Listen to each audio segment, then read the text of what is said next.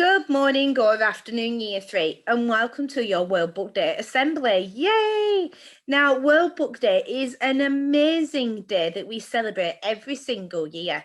Now, this year is going to be a little bit different because obviously we're at home and we can't celebrate it in the ways that we normally would do, but we are still celebrating it and we are still doing activities all about these amazing books around us. So let's find out a little bit about World Book Day.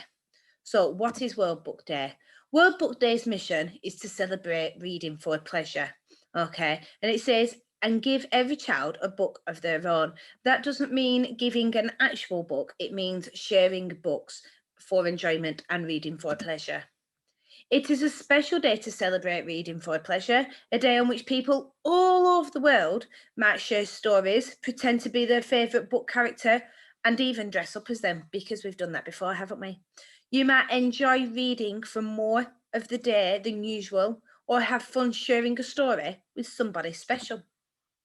And it says here, World Book Day reminds us how much fun reading for pleasure can be and how successful it can help us to become.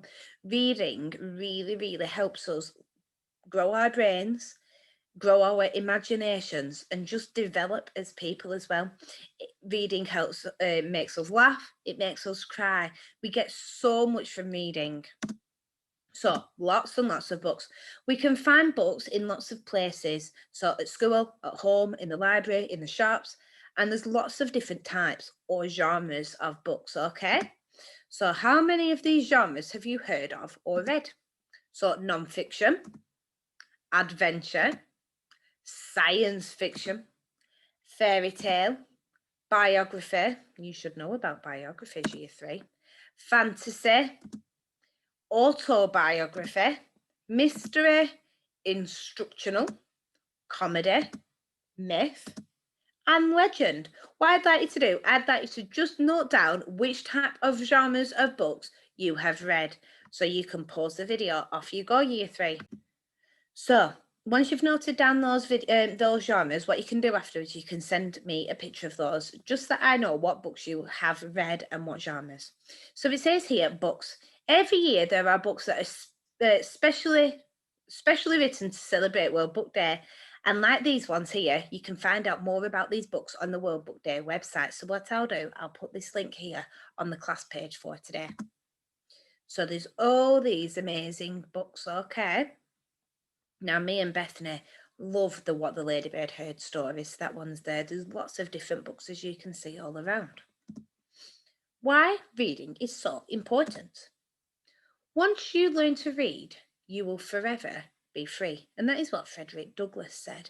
And that means that once you learn how to read those basic sounds, you can read everything. You should be able to read books, notes, subtitles on TVs, signs, newspapers, and it really does open your eyes in your lives. An hour spent reading is one stolen from paradise. And Thomas Wharton said that. That's a lovely phrase, isn't it? If you are going to get anywhere in life, you have to read a lot of books. And that was said by Roald Dahl. And we are very close to Roald Dahl, aren't we? Well, we would have been, but we know lots and lots about him. And the last one, I can't imagine someone really enjoying a book and reading it only once. Because if you love a book, you read it so many times, don't you? So what can we find inside a book? Books are full of all sorts of surprises. Fiction books full of stories tend to offer, I can't see what it says here, offer vivid descriptions and provide a message or a moral for us to take forward. Okay. Authors, the people who write books, spend a lot of time choosing the right words to bring this kind of writing to life and help us feel different emotions about the characters, settings, and storylines that they are creating. They use lots of strategies that we use in our writing, including lots of different types of words. So words that we know of, like nouns, adjectives, verbs, adverbs. We've been focusing on adverbs this week, haven't we? And figurative language, such as similes, metaphors, and personification. We've not gone on to that just yet. They might even use words in some surprising ways too.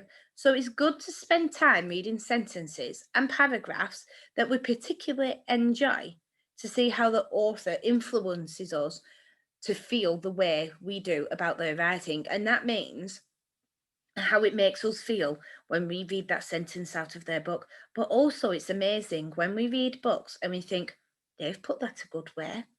We could magpie their idea and steal and take their idea for our own books or writing or sentences, couldn't we? Books are also illustrated. They have pictures that help us to use our imagination to bring a story to life. Picture books are amazing. I've got a book here. This is one I'm reading at the moment. It's called Phyllis and the Fossil Finders. Okay. And this doesn't have lots and lots of images in, but then, where is it? I've just missed it. There's an image at the bottom here, and it just grabs your attention, doesn't it? We always talk about grabbing attention. So non-fiction covers. Oh, no, Miss Dunn's gone crazy. Non-fiction books cover all sorts of topics and are different from fiction books because they provide information in different forms. Okay, so they've got explanations about the world or a different phenomena, which means different idea, different place, different, I'm trying to word it, different object. There's lots of different things. Instructions for how to do something. So how to bake a cake, how to plant a tree. Biographical information about people who are either still living or have lived in the past. So that can be thinking about the Vikings and how they lived in the past and what they did. Authors that write non-fiction books select words and phrases that are specific to the topic area.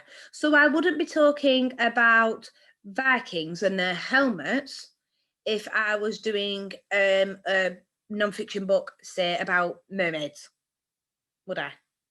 It wouldn't fit in well. This is often technical vocabulary, which requires a glossary at the back of the book, because a glossary helps you to explain the meaning of all these different words. They also tend to use short sentences so that the information can be understood quite easily, and diagrams and photos rather than like hand-drawn pictures. It's good to spend time reading these sentences and finding out the meaning of words related to the topics we are particularly interested in. This will show us how the author helps us to understand what they are exploring. Let's move on to the next page. So it says here, World Book Day Scavenger Hunt Challenge. For World Book Day, why not complete a book scavenger hunt that allows you to explore exactly what's inside lots of different books you can find. So hopefully you've got lots of different books at home. If not, there's lots of different books on online that you can find, especially on reading eggs. So you can really use reading eggs today. So it is something that you can complete at school if the children in school want to do it, or at home. We can't do it in the library at the moment because they're not open. For this activity, it will be useful to have lots of books handy. Okay, so we've discussed reading eggs or books at home, or if you're in school, there's lots of books there. You will write the title of the book where you find each item in the table, as well as the page numbers which you find them on. I will explain this in more detail in a second. Each scavenger hunt also has an additional challenge for you to complete once you've found lots of the items. So this is your scavenger hunt sheet, this one here. And it says, can you find these items? A really great sentence, okay? So you can write the sentence, the book title, the page number, or reasons for why it's a good sentence. A word you don't know the meaning of. So you can write the word there, the book title, and it says look up the meaning too. So there's lots of different ideas and different pieces of information that you can get from this scavenger hunt. Once you've done this, you could either complete it on Class Dojo Portfolio, where I will put a template, or I'll put it on the website to help you as well. What you can do, you can just send it straight back to me. Okay, there's many different activities that I've put on the class page for today.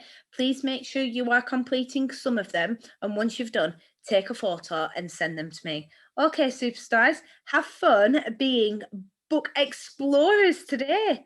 See you soon.